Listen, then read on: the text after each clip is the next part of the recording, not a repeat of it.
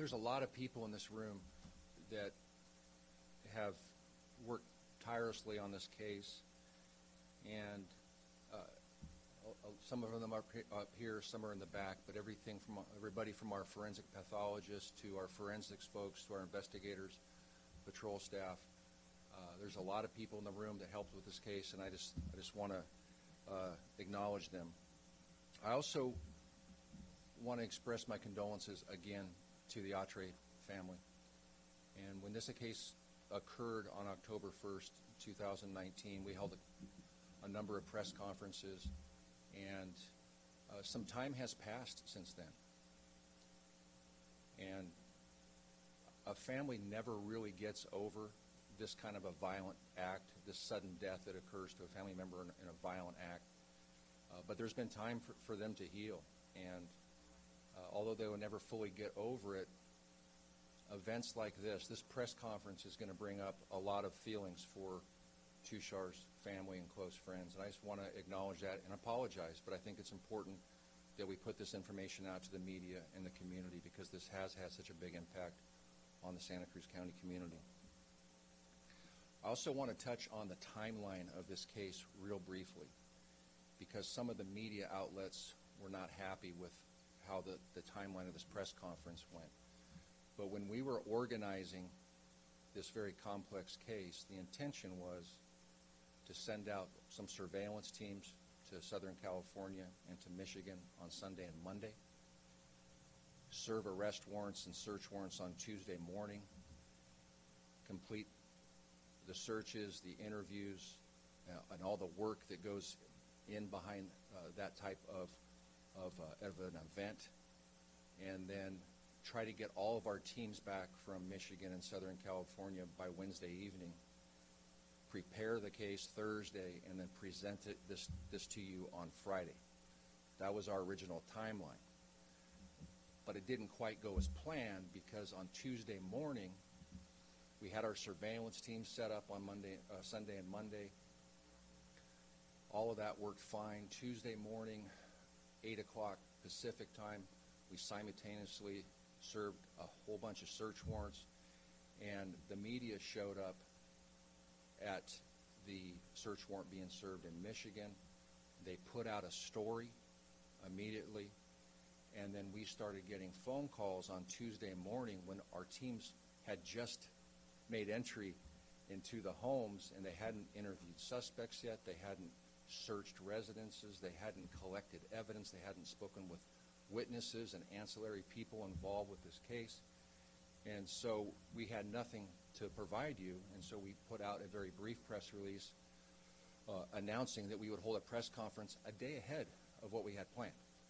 And so we still have a team in Michigan working on extradition proceedings back here. We haven't even wrapped up our case yet, and we're doing this. And so I just wanted to make sure that you guys were aware of that we always try to accommodate the media. We want the community to know as soon as possible events, especially of this magnitude, but this was as quickly as we could put this together. Today, Lieutenant Cleveland is going to give you an overview of the case. You've already have a lot of facts about the murder itself. But Lieutenant Cleveland is going to update a little bit of that and then provide you with some additional information that's occurred in the last week. I just want to remind you, this is an active investigation. As I said, we still have our team in Michigan working on extradition. We still have evidence to go over. Our forensics team still has work. We still have reports to write. We haven't even met with the district attorney's office yet. That's scheduled for this afternoon for us to present this case to them for filing. And so we want to answer as many of your questions as we can, but there's some things that we're not going to be able to talk about. There's still people we have to speak to. And if we release information that relates to them, that could taint their statement to us, and we don't want to harm this case. We want to make sure we present a fair case to the district attorney. And so, again, we will answer what we can, but there's going to be some things that we're not going to be able to answer. I also want to acknowledge the help and the support and the patience of the Atre family. When a murder occurs, this man was sleeping in his home. People physically entered his home, kidnapped him, and murdered him. The expectation from the family is that this case is going to be resolved quickly and efficiently, and justice is going to be served.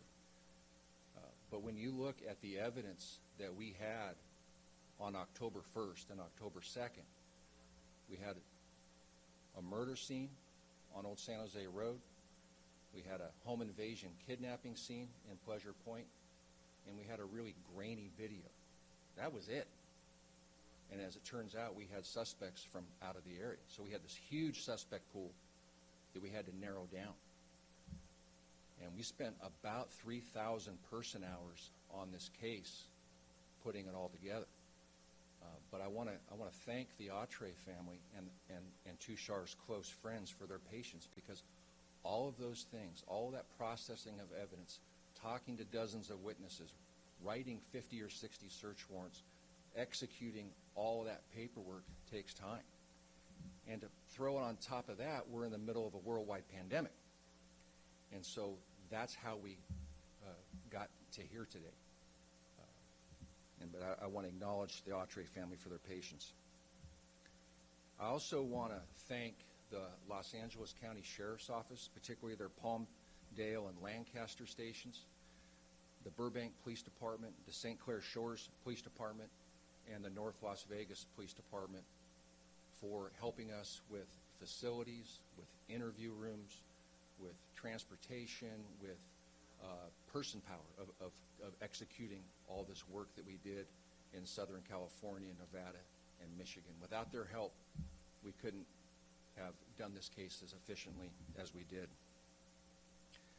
And then lastly, I want to acknowledge the good work by our forensic pathologists, our criminalists, our detectives, our patrol teams. This case took vigilance. It took resilience. We butted up against a lot of closed doors over the last 7 or 8 months. And every time that happened, our investigators found somewhere else to go with this case. And this case was not solved by social media. It wasn't solved by technology alone or forensics alone. This case was solved by outstanding police work being supported by a lot of different groups. And so I'm extremely proud of the work that our investigations teams did, our forensics teams, our pathologists. All that work has culminated into bringing 4 people who did a very, very awful thing to justice. We have 3 of them sitting in our county jail today. 1 will be in the next 24 hours, so we'll have all 4 in our county jail. This afternoon, we're going to take our case. We're going to present it to the district attorney. I've been in this job for 32 years. I can tell you there is compelling evidence against these 4 people. We have the right people, and now it's the district attorney's office's job to take this case, to take it to the judicial system, and prosecute this case the best they can. So with that, I would like to call Lieutenant Brian Cleveland up to talk about the case. Thank you.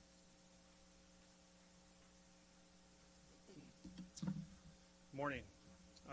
Like the sheriff said, today is a special day, not only for Tushar Atre's family and friends, Santa Cruz County community, but also the sheriff's office, that we get to announce the arrest of 4 suspects responsible for this heinous and senseless crime where Tushar Atre was murdered on October 1st. Before I go over a timeline of the investigation, I want to say, although arrests have been made, this is still active and ongoing, and we are still following up on leads and information and evidence that we collected within this past week. So although we would like to speak about every little detail in this case, there is information that we just cannot release at this time. And after I provide the timeline, we will be up here to answer some of your questions. So going forward, suspects that we arrested, 23-year-old Joshua Camps. He was a resident of Lancaster. 22-year-old Curtis Charters, also a resident of Lancaster. 22-year-old Stephen Lindsay, a resident of Burbank. And 19-year-old Caleb Charters, a resident of St. Clair Shores in Michigan. On October 1st, around 2:48 in the morning, 3 suspects emerged from an alleyway from East Cliff Drive onto Pleasure Point Drive and ended up going to Tushar's home armed with a rifle. There, they kidnapped him and stole his white BMW and took it up to the property located up SoCal San Jose Road. About 9 a.m. that morning, our deputies were able to find Tushar's deceased body at this property, and we began our investigation. Throughout this process, detectives interviewed dozens of people that knew Tushar as well as worked with Tushar, and were able to come up with 2 names of employees that worked along with Tushar. That is Caleb Charters and Stephen Lindsay. Through forensic evidence located at the scene, digital evidence found throughout this case, hundreds of interviews that were conducted, the Sheriff's Office gathered enough information to arrest Caleb Charters, Curtis Charters, Stephen Lindsay, and Joshua Camps for this murder. On May 19th, 23 of our detectives, along with the help of the LA County Sheriff's Office in Lancaster and Palmdale, the Burbank Police Department, St. Clair Shores Police Department, executed simultaneous search warrants at various locations, and were able to take all 4 suspects into custody without incident. All 4 were arrested on murder, kidnapping, and robbery charges, 3 of which have been brought back and already booked into our county jail, and 1 of which will be booked into our county jail once the extradition process is finalized from Michigan. I firsthand would like to thank all the agencies, detectives, investigators, criminalists, and many others that are here and some aren't here that helped us in this case. We would not be up here today announcing these arrests without all the help and coordination with everybody amongst here. Our detectives have written 62 search warrants in this case. That is a tremendous amount of search warrants that have been written, the most I've ever seen in a case that we've worked on. And there were some challenges in this case. Our detectives also wrote over 100 police reports, interviewed hundreds of people, and spent thousands of man-hours working on this case tirelessly. And the tenacity of this investigation and the amount of work that went into this was incredible. Again, I just want to thank the teamwork and coordination, not only the people here, but all the agencies that helped us safely serve the search warrants in Southern California and Michigan for helping us out. And after 7.5 months, 4 people have been brought to justice for the murder of Tushar Atre. Hopefully this will allow some level of closure for Tushar's friends and family, the Santa Cruz County community, and begin the healing process. With that, we will take some questions. And before you guys ask each question, I am going to ask you to say your name and what news outlet you're with, and I will call on you. So if you want to start by raising hands, Phil, if you want to start off. Phil Gomez here for what is the relationship between the victim in this case? Were they employees? And if so, what kind of employees? And the question is twofold. And you said this was robbery. Can you be more specific now about why they targeted Tushar? Yes, so there were two of the suspects, so Caleb Charters and Stephen Lindsay both worked for Tushar in his cannabis business. They were employed by him. And can you repeat the second part of the question, Phil? Yeah, why did they target him? What was the reason behind this robbery? So, yes, we do believe it was a robbery. That's still the motive that we believe is the reason behind this, and it was for monetary value. Was it because he had a lot of money with him, or was it because he owed them money, or was it because he owed them product? Without getting into too many details, they were after monetary gain, and that's why we believe this crime occurred. Yeah. I'm Ron Ferguson from Mexico. Can you tell us what the relationship is of the four? Two of them are the same, two of them are the same. I don't know. Explain the relationship. Yeah, so Caleb Charters and Curtis Charters are brothers. Stephen Lindsay and Caleb were the 2 that worked for Tushar, and then Joshua Camps was an associate to the group. And can you tell us about, any sort of planning, whether this was, spur of the moment, or what are Without going into too many details regarding that, we do believe that this was a planned event.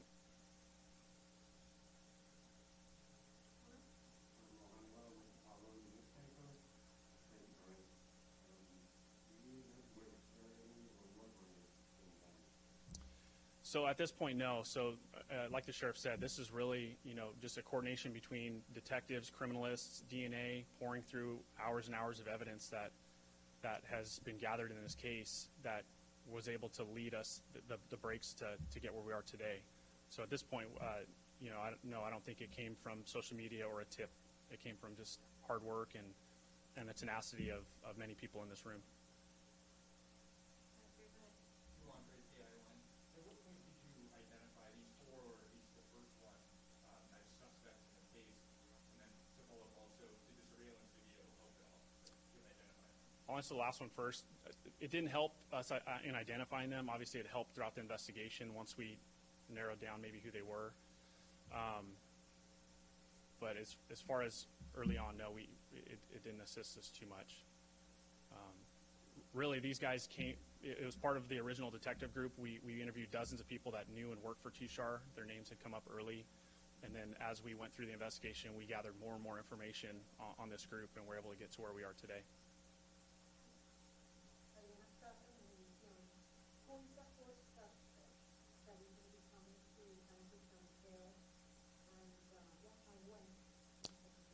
That's Caleb Charters. He's in the extradition process now. I won't disclose when and if he will be booked in our jail, but it will be, shortly, within the next day or two. Tom Lopez, KSW. Can you tell us which of the three actually pulled the trigger? No, we're not going to disclose that information. Can you give us anything at all as far as the plan that went awry? I mean, you said robbery, you know, it started at the Pleasant Point house. He wasn't found at that house. He was found in another location. Can you give us anything at all about how that came out? Without, jeopardizing some of the details in the case going forward, we probably wouldn't release that information as far as what occurred between the house at Pleasure Point and then all the way up to the property. Just that this was a senseless crime. This is something that where there's really no explanation. These people wanted monetary gain and took advantage of the situation.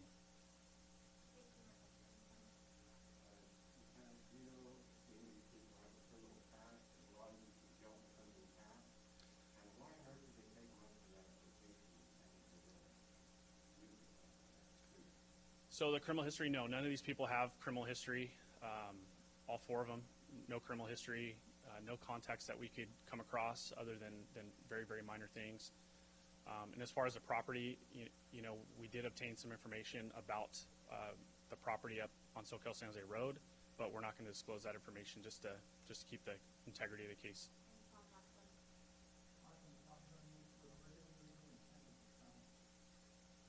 Again, to keep the integrity of the case, they came there to take monetary items from Tushar, and they were armed with a rifle. So I think that really speaks for a lot in itself of the violence of this act and the violence of this situation.